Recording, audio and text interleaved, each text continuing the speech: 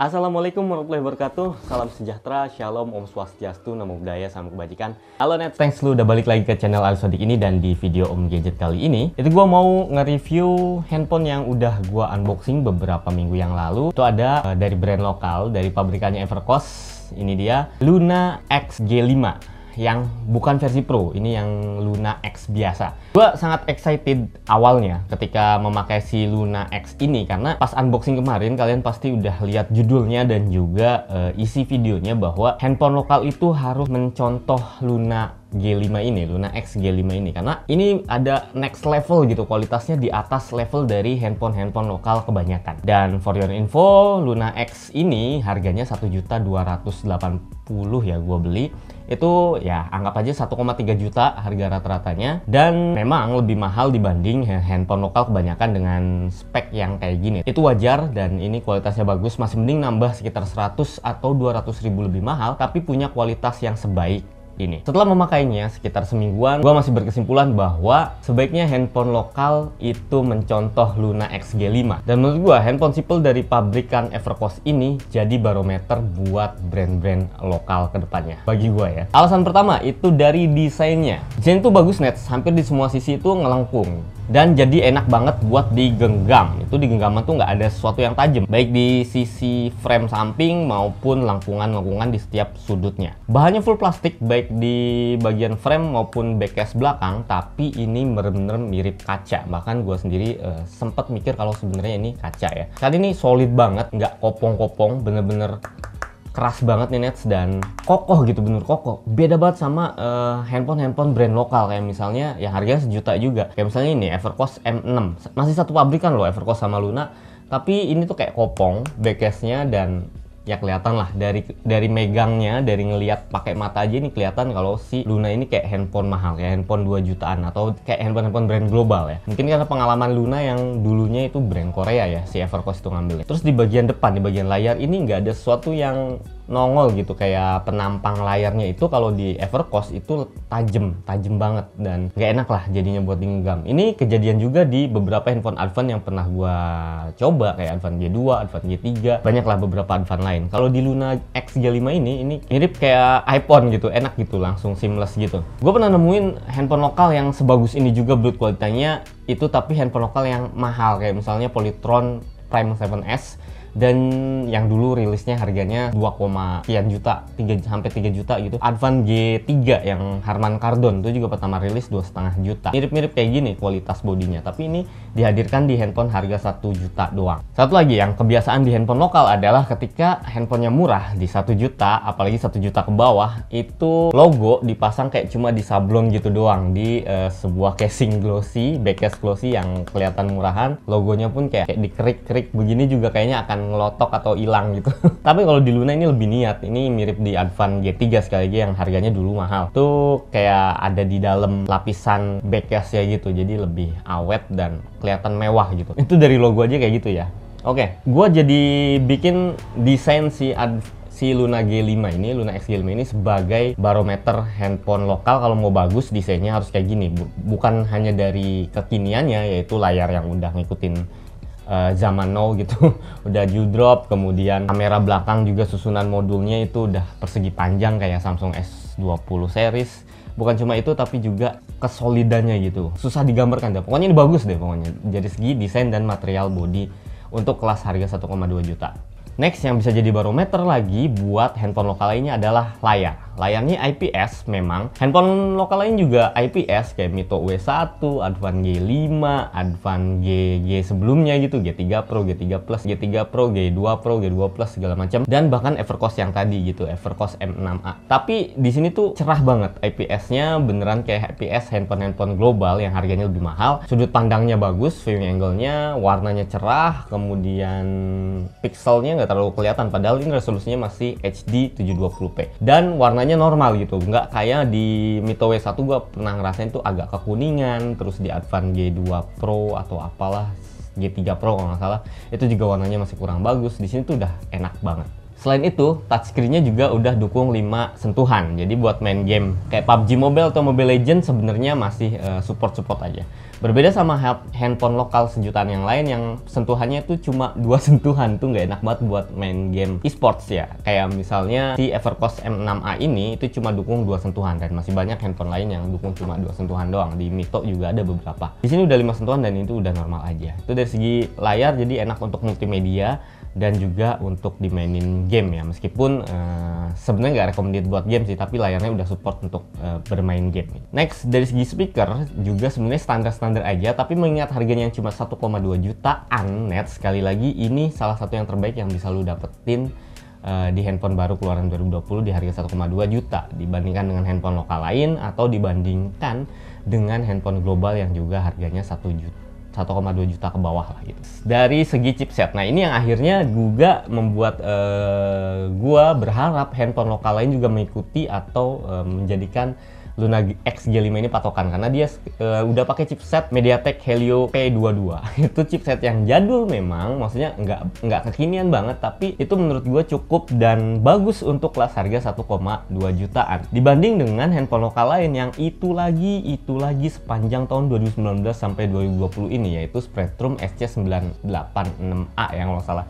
Ya pokoknya hampir semua handphone lokal kayak gitulah. Advan G5 yang terakhir, Advan G9, G9 Pro bahkan yang harganya 1,6 juta, terus Evercost M6A dari zaman Mito W1. Pokoknya hampir semuanya itu pakai Spreadtrum yang itu, dan ini akhirnya keluar dari situ.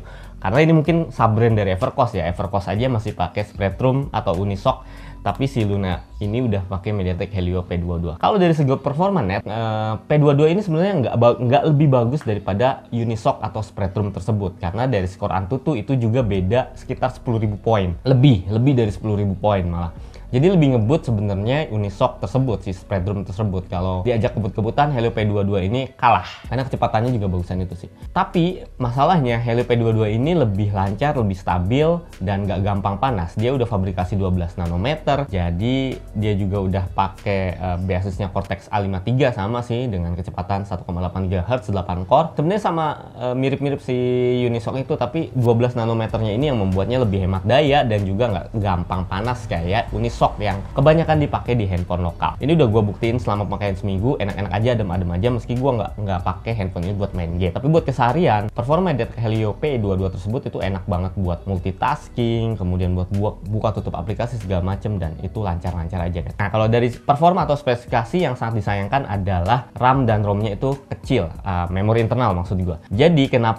Jadi dengan menggunakan desain yang lebih bagus, layar yang lebih bagus, dan juga chipset yang lebih bagus dengan 12 nanometernya, imbasnya ke RAM. Untuk harga 1,2 jutaan, ketika kalian memilih handphone lokal yang lain, itu kalian akan dapat RAM 4 GB minimal. Di Evercost M6A ini 4 GB, di Advan G5 4 GB, G9 juga seperti itu. Kemudian Mito W1 juga 4 GB, tapi di sini cuma 3 GB. Memang lancar-lancar aja, 3 GB masih cukup lah, apalagi kalau dibandingin sama handphone global ya. Global itu di harga segini paling dapatnya 2 GB doang loh, jangan berharap lebih. Di sini udah 3 GB dan itu sih nggak masalah. Yang masalah adalah di memori internalnya yang cuma 16 GB. Di tahun 2020, 16 GB itu sangat-sangat kekurangan. Seharusnya dia pakai memori internal 32 GB aja biar lebih lancar gitu. Dan ini buat install aplikasi sedikit aja udah langsung kepenuhan nantinya. Masalahnya lagi memori, dia ada slot memori eksternal tapi hybrid. Itu masalah bagi sebagian besar orang Indonesia, karena sebagian besar dari kalian Nets itu kan pakai 2 SIM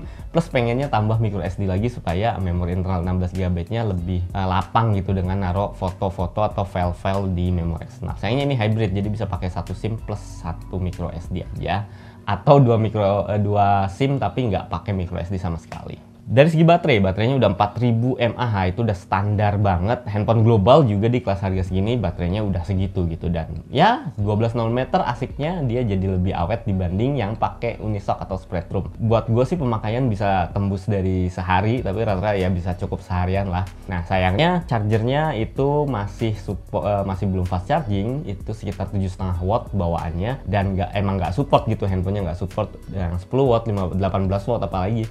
Jadi ngecasnya sekitar hampir 4 jam, 4000 mAh-nya hampir 4 jam loh, 3 jam sekian, 3 jam setengah lebih malah kayaknya. Enaknya ditinggal tidur aja kalau ngecas, terus besok paginya udah penuh lagi gitu. daripada ditungguin, kayaknya kelamaan kalau ditungguin. Next, yang jadi barometer lagi adalah OS atau operating system. Nah, operating systemnya adalah Android 10 dengan antarmuka yang tidak dikustomisasi alias pure Android vanilla. Nah, ini sih sebenarnya handphone lokal ini udah ngelakuin. Di Evercost ini udah, di M6A, bahkan di yang lebih murah kayak M60, M6. Di Mito juga udah, mulai dari Mito Z series, Mito W series itu udah. Di Advan G5 itu udah mulai juga pakai antarmuka yang murni, nggak pakai iOS yang berat lagi. Yang berbeda adalah ini Android udah kekinian ya, Android 10. Terus di handphone lokal lain juga yang keluar 2020 udah pakai Android 10 juga. Bedanya, gue pengalaman pakai handphone lokal dan nge-review handphone lokal itu udah bertahun-tahun yang lalu, Nets, dan itu selalu yang jadi masalah adalah update sistem. Di Advan G5 itu barangnya masih ada dipakai sama saudara gua, itu sampai sekarang dari semenjak beli belum ada update sistem sama sekali. Di Mito W1 dulu pengalaman gue juga seperti itu. Bahkan di Advan G2 yang keluar tahun 2017 saat itu, semenjak gua review masih Android 7, dan sampai sekarang dipakai temen gue, beneran masih dipakai temen gue, itu barangnya masih ada yang gue review, itu dipakai temen gue buat ngojek, dia ojek online, itu masih Android 7 dan belum naik sama sekali. Bahkan security pad pun tidak ada update. Itu yang sangat disayangkan dari handphone lokal. Tapi menariknya di Luna G5 ini, tahu-tahu kemarin pagi gue dapet update dong, walaupun cuma update security patch. Rasanya sangat seneng banget karena itu adalah oase gitu bagi handphone lokal. Itu adalah sesuatu yang membahagiakan dan ditunggu-tunggu bagi handphone lokal dapat update, meski sekedar update security patch. Yang tadinya Luna G5 ini gua beli dengan security patch Android di bulan Agustus, sekarang udah di bulan Oktober. Walaupun masih ketinggalan sih dibanding handphone global yang udah ngejar sampai Desember ya. Tapi overall oke banget menurut gua, dan semoga Luna atau Evercost sebagai pabrikannya mempertahankan update security patch ini sampai bertahun-tahun kemudian. Nggak lama-lama, setahun deh minimal gitu. Kalau Nokia kan menjanjikan sampai 3 tahun, ya ini setahun deh gitu minimal. Semoga terus-terusan ada update ya. Tapi dengan sekali update aja gue sangat tercengang karena di Advan G2 itu udah hampir 4 tahun itu masih belum ada update. Udah 3 tahun lebih. Gila. Next yang jadi barometer lagi adalah kamera. Kalau dibanding handphone global ya, Xiaomi, Realme, Samsung di harga 1,2 juta kameranya memang lebih baik sih dari ini. Tapi seenggaknya ini lebih baik daripada handphone lokal lain yang 1,2 juta ke bawah. Ini pakai Sony IMX, resolusinya 13 megapiksel. Kelihatannya triple kamera, padahal yang dua kameranya nggak terlalu fungsi sih. Ini depth sensor katanya. Tapi toh depth sensornya nggak fungsi-fungsi banget karena ketika gue cobain buat motret bokeh, itu bokehnya masih artificial, kayak cuma lingkaran gitu, kayak editan Photoshop, dan itu kayaknya nggak butuh bantuan di depth sensor ya. Jadi yang bekerja cuma kamera utamanya aja. Shutter speednya bagus, meskipun kualitasnya nggak bagus-bagus banget. Bagus kalau misalnya di luar, tapi ketika di indoor jelek. Karena ini walaupun Sony sensornya, tapi kelasnya low end banget. Nah, asiknya videonya itu udah 1080p baik di kamera belakang maupun kamera depan. Padahal kamera depannya cuma 5 megapiksel resolusi kameranya. Tapi udah dukung support video sampai Full HD 1080p. Yang ajaibnya kemarin gua review Oppo A33 yang harganya 2 juta lebih aja, itu kamera depannya cuma mentok di 720p. Ini udah 1080p. Mantap kan? Walaupun yang nggak ada IIS, nggak ada stabilisasi sama sekali, dan hasilnya goyang, tapi cukup sih untuk yang diharapkan dari sebuah handphone 1,2 juta. Fitur-fitur kameranya SDR ada di kamera belakang, kamera selfie-nya nggak ada, dan untuk mode malam itu nggak ada, masih belum ada di handphone ini. Untuk hasil-hasilnya kalian bisa lihat.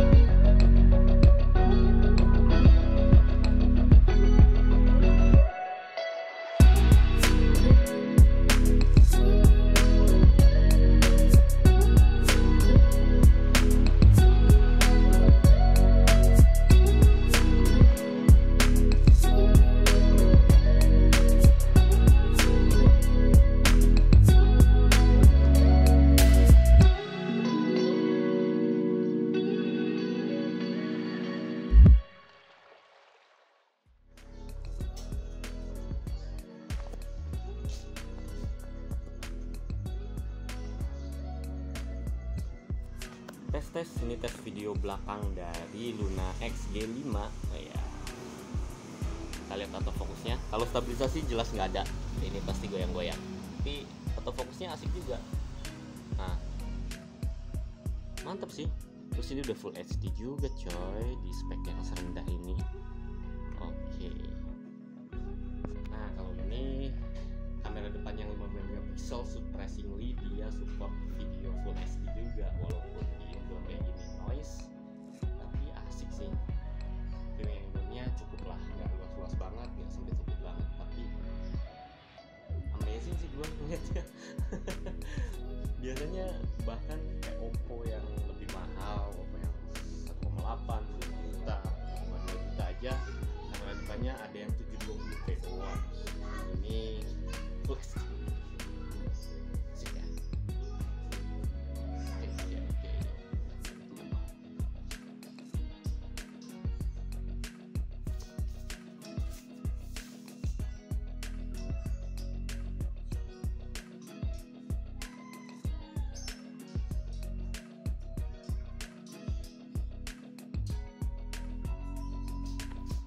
Nah, itu untuk kameranya ya, minimal handphone lokal lain bisa ngikutin dengan pakai sensor yang lebih branded ya dibanding pakai yang OmniVision atau OmniVision mulu deh kayaknya, atau apalah gua nggak tahu yang dipakai handphone lokal lain. Gua mau bahas fitur-fiturnya yang ini sih menurut gua kurang banget ya fitur-fiturnya. Itu fingerprint belum ada di handphone ini, jadi masih ngandelin face unlock doang. Handphone lokal lain yang 1,2 juta ke bawah juga sama sih, belum ada fingerprintnya. Tapi kalau ini ada ya harusnya lebih bagus. Masih micro USB nih Nets, ini sangat disayangkan. Advan G5 udah pakai USB Type-C loh. Evercost kapan mau move on nih? LED notifikasi juga nggak ada, harusnya ada ya biar lebih lengkap, dan sensor-sensor juga nggak komplit, nggak ada giroskop, nggak ada kompas. Banyak sih handphone lokal lain atau handphone global juga di harga segini yang emang nggak punya, tapi seandainya ini punya, ini akan jadi lebih perfect lagi menurut gua. Terus apalagi yang diharapkan? Ya jangan harapkan ada NFC segala macam ya, itu udah pasti nggak ada. So dari fitur emang ini miskin fitur banget. Tapi dari fitur software ini ada yang namanya aplikasi Simo. Simo ini setahu gua di seri Luna terdahulu ada namanya Luna Simo, itu sebagai SIM digital ya, SIM yang nggak pakai kartu fisik, jadi nomor yang virtual gitu, maksudnya bisa isi kuota segala macam pakai nomor yang udah tertanam di handphone ini, pakai layanan Simo tersebut. Cuma gua nggak bisa cara makainya, mungkin dari teman-teman yang udah pakai Luna Simo bisa tulis di kolom komentar gimana experience pemakaian Simo. Kalau gua sih masih belum nyobain, karena kalau dilihat-lihat juga harganya mahal ya, masih mending beli Bayu atau misalnya operator digital lainnya. Ini harganya lumayan mahal sih, harga kuotanya yang 20 GB sampai 160.000 loh, gila.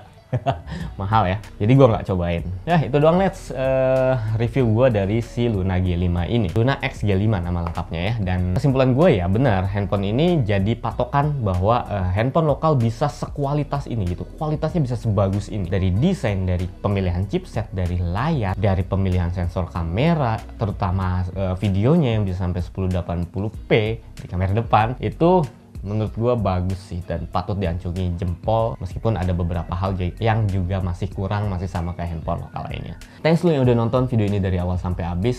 Silahkan tulis di kolom komentar apa pendapat lu tentang Luna X G5 ini. Gue Sodik pamit, wassalamualaikum warahmatullahi wabarakatuh. Dadah. Dan jangan lupa selalu pakai masker kalau misalnya kalian keluar rumah.